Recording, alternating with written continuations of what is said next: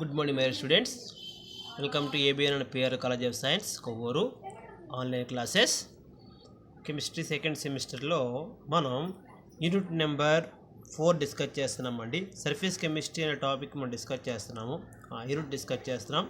అందులో భాగంగానే ప్రీవియస్ క్లాసెస్లో కొలైడ్స్ అంటే ఏంటి, ఆ కొలైడ్స్ యొక్క స్టెబిలిటీ ఎలా ఫైండ్ అవుట్ చేస్తారు, వాటికి సంబంధించిన గోల్డ్ నెంబర్ అంటే ఏంటి, ప్రొటెక్టివ్ కొలైడ్ అంటే ఏంటి, అలాగే కోయాగ్యులేషన్ అంటే ఏంటి, అలాగే హార్డీ-స్కుల్జ్ రూల్ అంటే ఏంటి, ఈ టాపిక్స్ కొన్ని మనం డిస్కస్ చేసామండి. ఇప్పుడు ఇందులో భాగంగానే నెక్స్ట్ మనం అడ్జార్ప్షన్ అనేటువంటి టాపిక్ డిస్కస్ చేస్తున్నాము. ఓకే, దీంట్లో 2 టైప్స్ ఉన్నాయండి. కెమికల్ అడ్జార్ప్షన్, ఫిజికల్ అడ్జార్ప్షన్ అనేటువంటి టాపిక్స్ ఉన్నవి. ఓకే, వాటి గురించి మనం ఇప్పుడు డిస్కస్ చేద్దామండి. ఓకేనండి. సర్ఫేస్ కెమిస్ట్రీలో అసలు ఫస్ట్ అడ్జార్ప్షన్ అంటే ఏంటి? So adsorption, it is the phenomena in which the gas or liquid molecules are attracted to the surface of solid. Okay, the gas or liquid molecules is said to be the adsorbate and the solid is said to be adsorbent. ఓకేనండి, జాగ్రత్తగా వినండి ఒకసారి. Adsorption అంటే ఏమిటంటే ఏదన్నా gases molecules కానీ లేదా liquid molecules కానీ ఒక సాలిడ్ యొక్క సర్ఫేస్ మీదకి గట్ట అట్రాక్ట్ అయితే దాన్ని ఏమంటారంటే అడ్జార్ప్షన్ అంటారు. ఏదైనా ఒక సాలిడ్ ఒక సాలిడ్ సర్ఫేస్ మీదకి ఒక లిక్విడ్ మాలిక్యూల్స్ కానీ లేదా గ్యాసెస్ మాలిక్యూల్స్ కానీ వచ్చి అట్రాక్ట్ అయితే గట్ట దాన్ని అడ్జార్ప్షన్ అంటారు. ఇక్కడ 2 వర్డ్స్ ఉపయోగిస్తారండి, అడ్జార్బేట్ అలాగే అడ్జార్బెంట్. ఎవరైతే వచ్చి అడ్జార్బ్ అవుతారో వాళ్ళని అడ్జార్బేట్ అంటారు. ఎవరైతే అడ్జార్ప్షన్ టేక్స్ ప్లేస్ చేసుకుంటారో అంటే సర్ఫేస్ అనమాట, ఏ సర్ఫేస్ అయితే ఉందో ఆ సర్ఫేస్ని ఏమంటారంటే అడ్జార్బెంట్ అంటారు. ఓకేనండి. ఎవరైతే బయట నుంచి వచ్చి అడ్జార్బ్ అవుతారో వాళ్ళనేమో అడ్జార్బేట్ అంటారు, బేట్ అంటారు. ఎవరైతే అడ్జార్ప్షన్ టేక్స్ ప్లేస్ చేసుకుంటారో వాళ్ళని అడ్జార్బెంట్ అంటారు. ఓకేనండి. For instant, when the platinum chips are added into a flask containing hydrogen. Example, for instance, when the platinum chips are added into a flask containing hydrogen molecules, the pressure of hydrogen becomes lower. It is due to the adsorption of hydrogen molecules on the surface of platinum.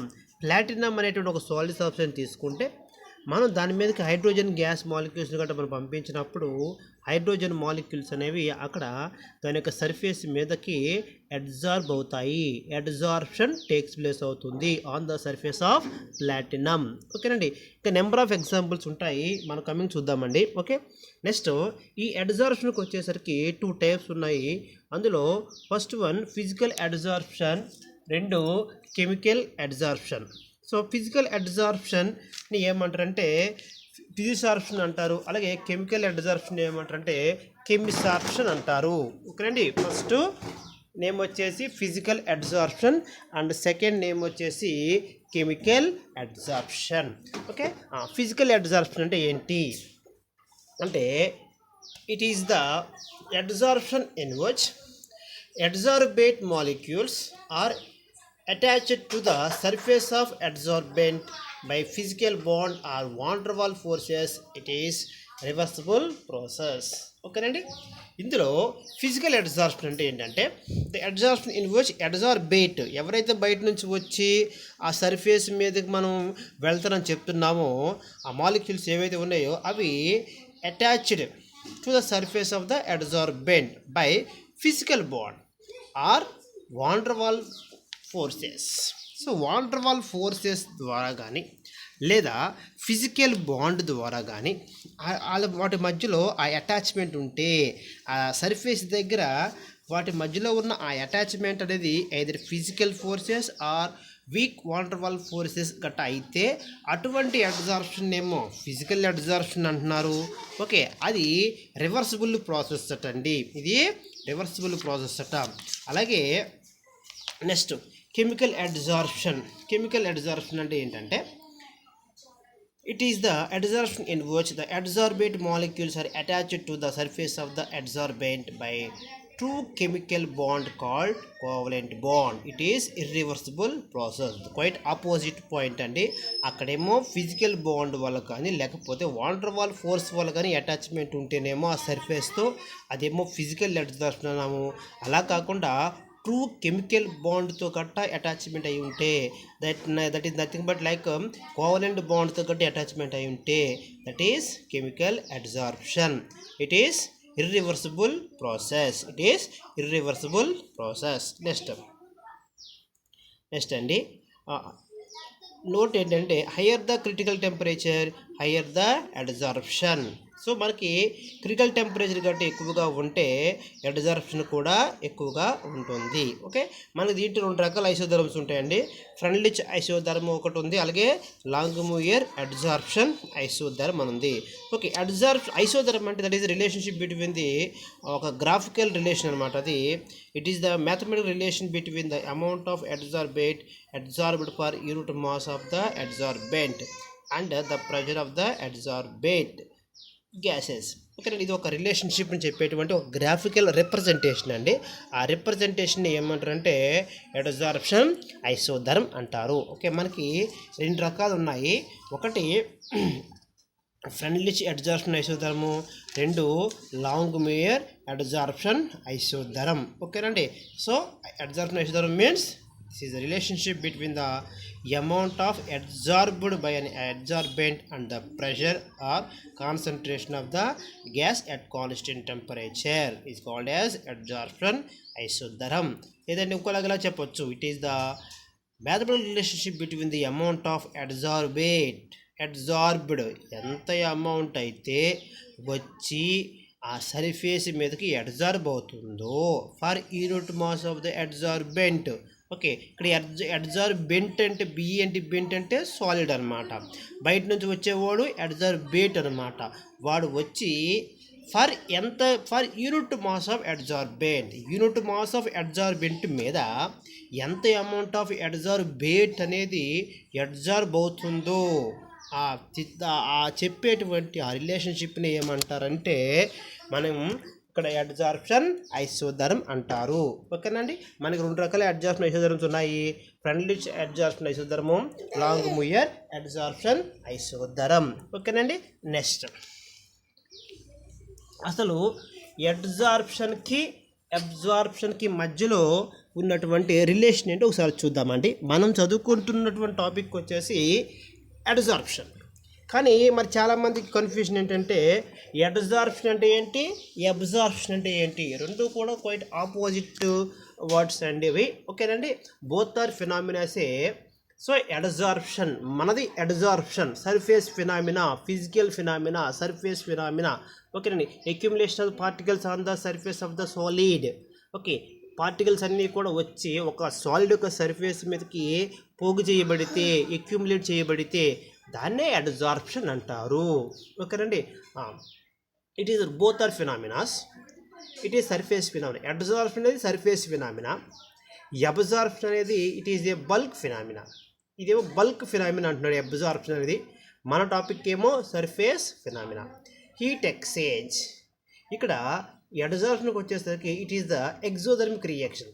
Adsorption అనేది exothermic reaction.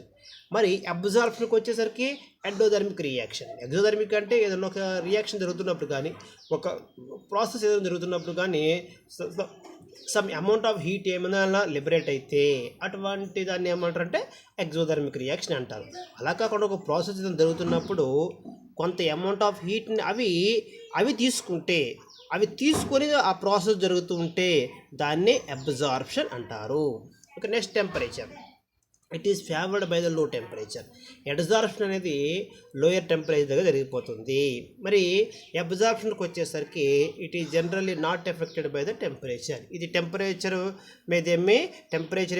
దీన్ని ఏమీ effect చేయదు. కానీ but అడ్జార్ప్షన్కి వచ్చేసరికి lower temperature అక్కడ బాగా జరుగుతుంది. Next rate of reaction ఎలా ఉంటుంది. It is steadily increases and reaches equilibrium.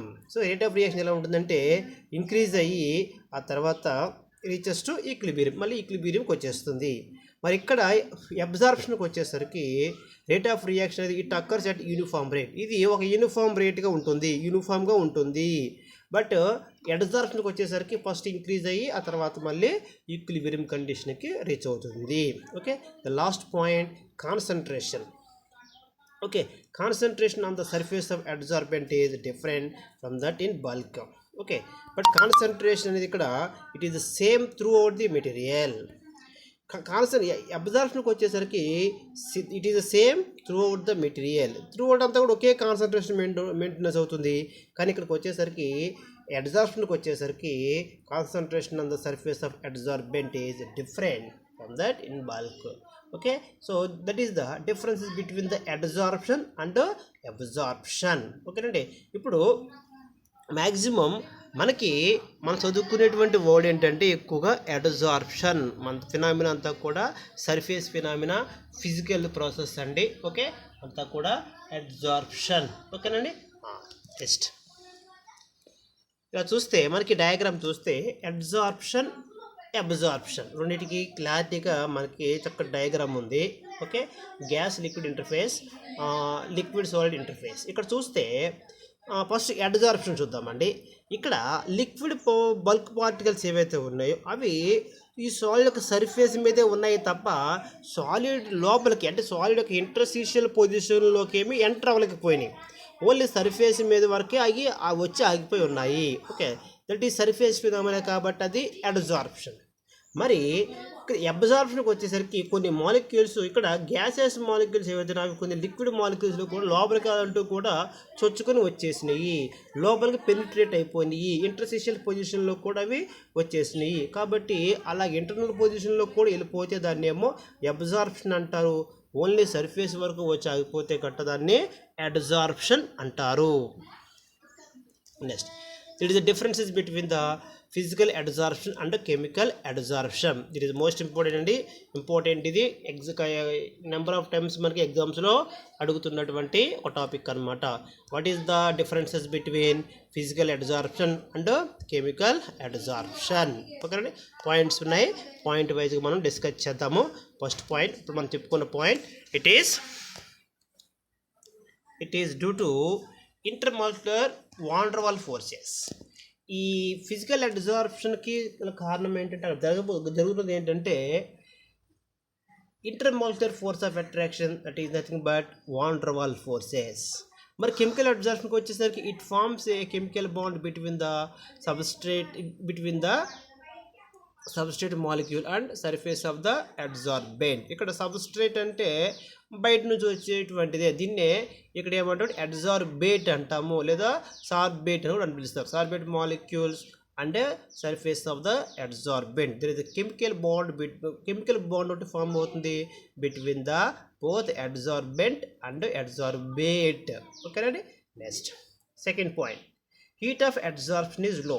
Heat of absorption అనేది చాలా తక్కువగా ఉంటుంది, హీట్ ఆఫ్ అబ్జార్ప్షన్ ఈజ్ హైగా ఉంటుంది. Next, it is reversible process but it is irreversible process, occurs rapidly. Okay, reversible అంటే ఏం లేదండి, ఒక ప్రాసెస్ కంటిన్యూ అయిన తర్వాత మళ్ళీ తిరిగి బ్యాక్ కూడా వస్తే అదే రివర్సిబుల్ అంటాము. కానీ ఇర్రివర్సిబుల్ అంటే వన్స్ ఒకసారి అది ఒక స్టేట్ చేంజెస్ అయిపోయిన తర్వాత it cannot retain there original position, అది మళ్ళీ తిరిగి బ్యాక్కి రాదనమాట, ఒరిజినల్ పొజిషన్కి ఒరిజినల్ స్టేట్కి అది బట్టకట్ట రాదనమాట. దాన్ని ఏమంటారంటే ఇర్రివర్సిబుల్ అంటారు. ఓకేనండి, fourth point, occurs rapidly at low temperature and increasing with decreasing of the temperature. It occurs rapidly at low temperature. Low temperature చాలా ర్యాపిడ్గా జరుగుతుంది ఒకటి. Increases with decrease of temperature. Temperature తగ్గే కొలది ఈ ఫెనామినా బాగా ఎక్కువగా జరుగుతుంది. ఓకే, అందుకే ఏమన్నాడు, increases with decreasing of temperature. Temperature తగ్గుతున్న కొలది కూడా ఆ ఫెనామినా ఎక్కువగా జరుగుతుంది. బట్ కెమికల్కి వచ్చేసరికి possible over a wide range of temperature. Okay, it is possible over a wide range of temperature. different temperature దగ్గర మనకి ఇది ఈ ప్రాసెస్ జరుగుతుంది.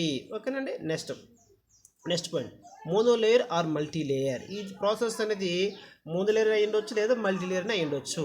బట్ కెమికల్ అబ్జార్ప్షన్కి వచ్చేసరికి ఓన్లీ మోనో లేయర్ మాత్రమే. Next point, depends on the nature of gas easily liquefiable gases are absorbed readily.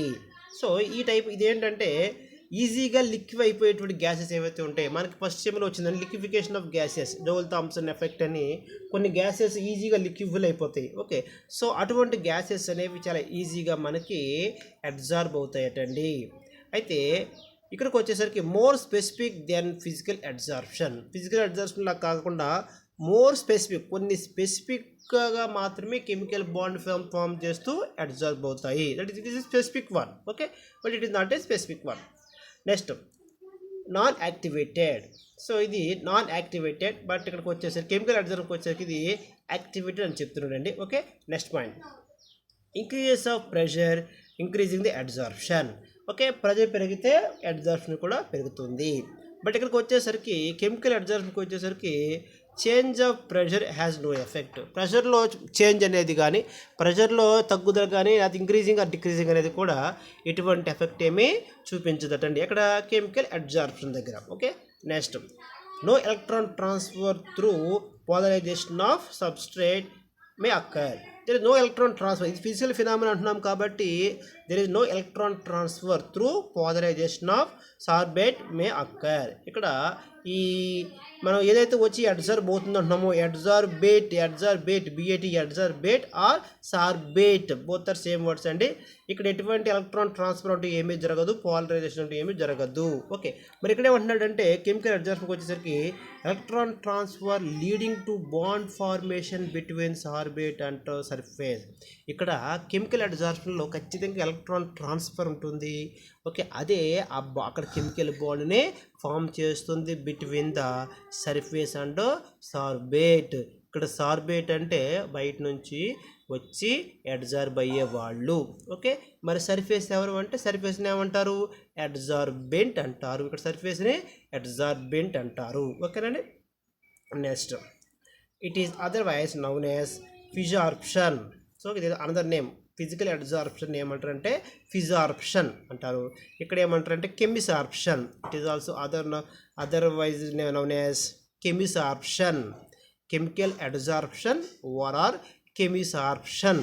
ఓకేనండి, next the last point binding energy of physisorption is about 10 to 100 MeV. But here ఇక్కడికి వచ్చేసరికి binding energy of chemisorption is 1 to 10 electronic volts. 1 to 10 electronic volts అనమాట. ఇది కదండి binding energy అనమాట. ఫిజార్ప్షన్కి వచ్చేసరికి ఏమో 10 to 100 milli electronic volts ఉంటే ఇదేమో electronic volts 1 to 10 electronic volts అనమాట. ఓకేనండి, this is about differences between the physical absorption and chemical absorption. అయితే డయాగ్రామ్స్ ఉన్నాయండి, మనం చూద్దాం ఒకసారి. ఇలా చూడండి, ఫిజికల్ అబ్జార్ప్షన్ కెమికల్ అబ్జార్ప్షన్కి మధ్య surface phenomena. Okay, physical absorption surface phenomena. అయితే ఫిజికల్కి వచ్చేసరికి ఏమో వాండర్ వాల్ ఫోర్సెస్ పనిచేస్తాయి, వీక్ ఇంటర్మోలర్ ఫోర్సెస్ పనిచేస్తాయి. కెమికల్ అబ్జార్ప్షన్కి వచ్చేసరికి డైరెక్ట్గా ఒక బాండ్ ఫామ్ అవుతుంది అన్నాడు. అనుకుంటు ఇక్కడ ఈ గ్రీన్ కలర్లో ఉన్నవన్నీ కూడా బయట నుంచి వచ్చి అబ్జార్బ్ అయ్యేవాళ్ళు అనమాట. ఈ కింద బాక్స్ లాగా ఉన్నది that is the surface, solid surface. Okay, physical అబ్జార్బ్కి వచ్చేసరికి బాండ్స్ ఏమి ఉండవు, కానీ that is the surface phenomena. లూజ్గా ఉంటుంది, అంటే వీక్ వాండర్ వాల్ ఫోర్సెస్ పనిచేస్తాయి. కానీ కెమికల్ అబ్జార్బ్కి వచ్చేసరికి దేనిదే షోస్ లైన్, పర్టికులర్ లైన్ ఒకటి షో చేస్తున్నాడు. ఆ లైన్ ఏంటంటే that is the chemical bond. The chemical bond between the absorbate and between the absorbate and absorbent. ఓకేనండి, ఈ షో అందరూ diagram can also physisorption and chemisorption. ఇలా చూడండి, క్లియర్గా అర్థమవుతుంది మనకి ఆ బాండింగ్ సైట్ ఎలా ఉంటుంది సార్ అంటే ఇలా చూపిస్తున్నాడు, వాడు ఒక డయాగ్రామ్లో చూపిస్తున్నాడు. ఫిజార్ప్షన్కి వచ్చేసరికి బయట నుంచి వచ్చిన రెడ్ కలర్ బాల్స్లో కనిపిస్తున్నాయి కదా, అవన్నీ బయట నుంచి వచ్చినటువంటివే. ఆ బయట నుంచి వచ్చినటువంటివి ఏంటంటే మనకి ఇక్కడ ఈ విధంగా అబ్జార్బ్ అయ్యి ఉంటాయి. అదే కెమిసార్ప్షన్కి వచ్చేసరికి మనకి ఈ విధంగా ఇలాగా బాండ్స్ రూపంలో చూపిస్తున్నాడు అనమాట. ఓకేనండి, this is about what is the meaning of absorption and what is the differences between the chemical absorption and physical absorption.